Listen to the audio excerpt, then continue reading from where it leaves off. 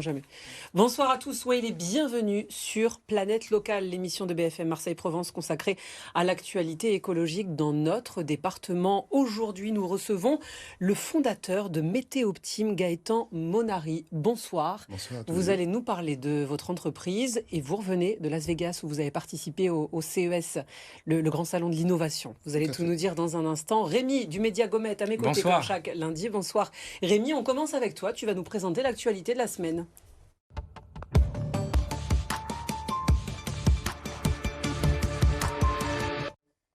L'actualité locale écologique de la semaine. Et oui Sophie, l'actualité de la semaine pourrait prêter à sourire et pourtant elle est on ne peut plus sérieuse. Un habitant d'Aix-en-Provence a récemment lancé une pétition en ligne baptisée Sauvons les hérissons, biodiversité en danger, un manifeste dans lequel Jean-Xavier Duhard, son auteur, alerte sur la situation de ce petit animal menacé par l'activité humaine à tel point qu'il pourrait tout simplement disparaître dès 2025. C'est en tout cas ce qu'affirme ce citoyen aixois en se basant sur plusieurs études scientifiques, notamment britanniques. Et figure-toi que son message est plutôt bien passé et il prend de l'ampleur puisque près de 260 000 personnes ont déjà signé le manifeste, un chiffre comparable au nombre d'habitants d'une ville comme Bordeaux. Alors justement, qu'est-ce qu'il réclame dans cette pétition ? Alors Jean-Xavier Duhard présente sa pétition comme une lettre adressée au président de la République, Emmanuel Macron, ainsi qu'à 2 de ses ministres. Un manifeste dans lequel il demande au chef de l'État des actions fortes pour empêcher la disparition des hérissons en France, notamment la multiplication des centres d'accueil sur le territoire ou encore la création d'un statut particulier éco-citoyen hérisson décerné aux Français qui contribuerait à préserver cette espèce. Merci beaucoup Rémi. On passe à l'invité de Planète Locale. Gaëtan Monary, vous êtes donc le fondateur de Météoptime. Vous avez conçu un régulateur solaire. Alors, dit comme ça paraît flou. En quoi ça consiste concrètement ? Alors oui, vous savez qu'avec le solaire, on peut faire de l'électricité, tout le monde le connaît, les panneaux photovoltaïques, mais on peut également faire directement de la chaleur. C'est même probablement la méthode la plus écologique et économique de produire son eau chaude sanitaire. Ces ballons d'eau chaude, ils ont également une résistance électrique d'appoint, parce que le solaire n'est pas toujours suffisant, même dans notre région, pour couvrir les besoins des personnes. On a donc développé un régulateur solaire optimisé qui utilise l'intelligence artificielle et les prévisions météo pour réduire au maximum l'électricité d'appoint des chauffe-eau solaires. On arrive donc à baisser de 30% la consommation résiduelle d'un chauffe-eau solaire. C'est ce que vous avez amené ? Montrez-le nous, montrez un peu qu'on voit. C'est le fameux boîtier. Exactement. À noter qu'il arrive avec une application mobile sur laquelle on va pouvoir paramétrer, suivre les performances de son installation et être notifié en cas de panne. Alors on l'installe comment ? Comment ça se passe une fois qu'on a le boîtier ? Alors, à côté de tous les ballons solaires, on a ce qu'on appelle un groupe de transfert. C'est un dispositif hydraulique qui permet de faire transférer la chaleur entre les panneaux et le ballon. Ce boîtier se met juste à côté du ballon d'eau chaude. Et l'application derrière, elle va servir à quoi ? L'application, elle nous sert déjà à paramétrer son installation, à définir ses périodes d'heures creuses, par exemple, à dire quand on est là, quand on n'est pas là, et également à être notifié automatiquement en cas de panne. Vous avez participé donc il y a quelques jours au CES de Las Vegas. Alors pour ceux qui ne connaissent pas, c'est le rendez-vous mondial incontournable en termes d'innovation. Comment ça se passe pour y participer ? Est-ce qu'on vient vous chercher ? Est-ce que vous envoyez votre dossier ? Alors déjà, comment ça se passe ? Et après, j'ai d'autres questions. On a la chance d'être hébergé sur la pépinière Cleantech du Technopôle de l'Arbois, où on a tout un écosystème, tout un environnement extrêmement motivant, et on est effectivement sélectionné. Je crois qu'on était une 50aine de startups qui avons concouru sur la région sud. 16 ont été retenus. Et une fois qu'on est retenu, on est effectivement préparé pour ce CES de manière à arriver avec tout ce qu'il faut, avec notre pitch parfaitement maîtrisé. Et puis tous les conseils des anciens. Il faut savoir que le Technopôle de l'Arbois est le technopôle le plus awardé au monde au CES, donc il bénéficie d'années d'expérience concernant l'accompagnement. Depuis 2017, 5 awards cette année pour le département. Oui, c'est énorme. C'est énorme. Tout à fait. Alors quelle est la place justement qui est accordée aux clean tech comme vous à ce CES Las Vegas ? Est-ce que d'année en année, parce que vous avez déjà été allé à Las Vegas, donc est-ce que vous constatez que d'année en année, il y a une place de plus en plus grosse qui est attribuée au clean tech ? Alors effectivement, on a participé au CES il y a 2 ans, mais c'était un CES numérique à distance. Bien sûr, oui. Donc j'ai personnellement assez peu de recul là-dessus. Les habitués de notre délégation disent qu'effectivement, les clean tech prennent de plus en plus de place dans ce salon mondial de l'innovation. Des entreprises qui travaillent sur l'énergie solaire, il y en a beaucoup. Comment on se démarque justement par rapport aux autres? Comment vous avez imaginé vous démarquer? Alors, moi, c'est très simple. Je suis parti d'un constat qui peut paraître absurde, c'est que quand on a une installation solaire thermique, on peut très bien démarrer une belle journée ensoleillée avec un ballon qui est déjà chaud parce qu'il a été remonté en température par l'électricité sur les heures creuses de la nuit. Et ce faisant, on perd deux fois. On perd parce qu'on a consommé de l'électricité bêtement pendant la nuit et on perd parce que le solaire n'apporte plus rien sur la journée à venir.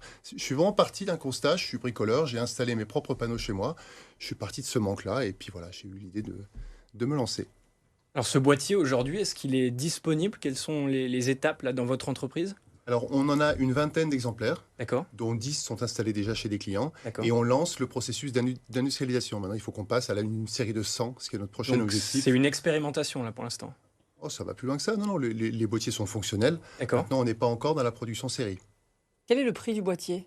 Alors, on va avoir deux formules. Pour l'utilisation, je parle en prix pour l'utilisateur final, hein. Mhm. Soit un boîtier vendu 200 € avec un abonnement annuel de 50 €, soit un boîtier vendu 500 € avec toutes les optimisations fournies sur la durée de vie complète du chauffe-eau solaire.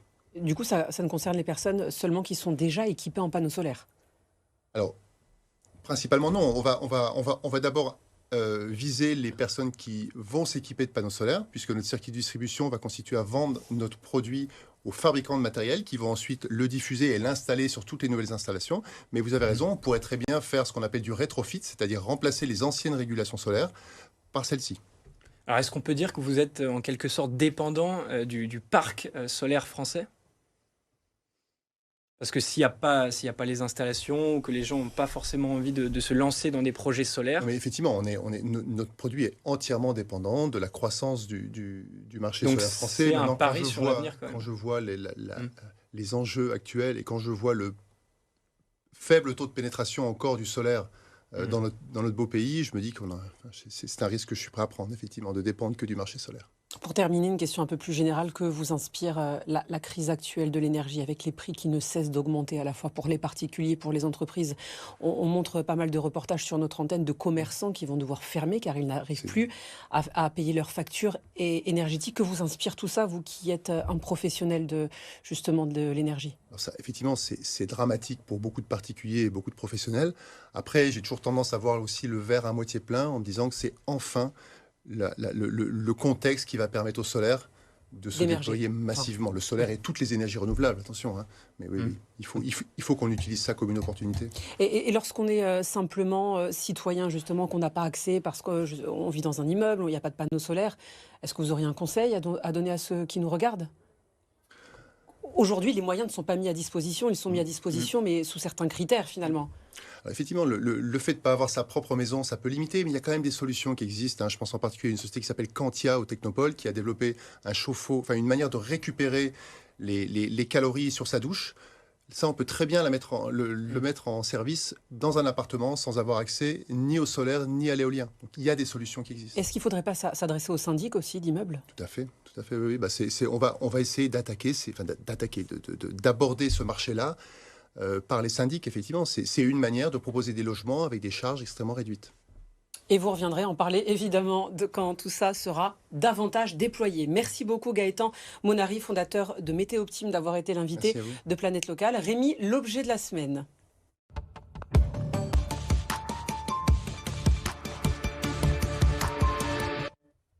Bel objet. Oui, alors Sophie, comme il fait un peu gris en ce moment, je t'ai ramené en plateau un petit peu de lecture. Alors c'est pour les petits et les grands, sur la piste des animaux, des calanques et de la Méditerranée. C'est donc le livre que j'ai rapporté aujourd'hui sur Planète Locale. Je te laisse le montrer. Donc le titre de cet ouvrage, à la fois documenté et illustré, tu vas l'avoir, de très belles illustrations, à la fois de Marseille et de tout le littoral des Bouches-du-Rhône notamment, des illustrations de la Méditerranée aussi. Voilà, des animaux. Il est paru en 2022 aux éditions Petit Gabian. Le Gabian, tu le sais, c'est notre goéland provençal. Alors dans ce livre, tu as près de 15 espèces animales à découvrir. Le mérou, le cormoran, le rorqual et bien d'autres. Alors je ne crois pas qu'on ait encore de pingouins dans cette version, mais il faudrait peut-être la mettre à jour. Comptez 14 € pour ce petit livre imprimé en France et que vous pourrez retrouver sur lepetitgabian.fr. Merci beaucoup, c'est super. Pour, je pense à mes fils, ça changerait un peu de pas de patrouille. Merci beaucoup d'être venu sur le plateau de Planète Locale. À vous, Gaëtan Monary, merci à toi. Rémi, je te rends le livre et je te dis à lundi. Et vous restez avec nous sur BFM Marseille-Provence puisqu'on se retrouve après une très courte pause. À tout de suite.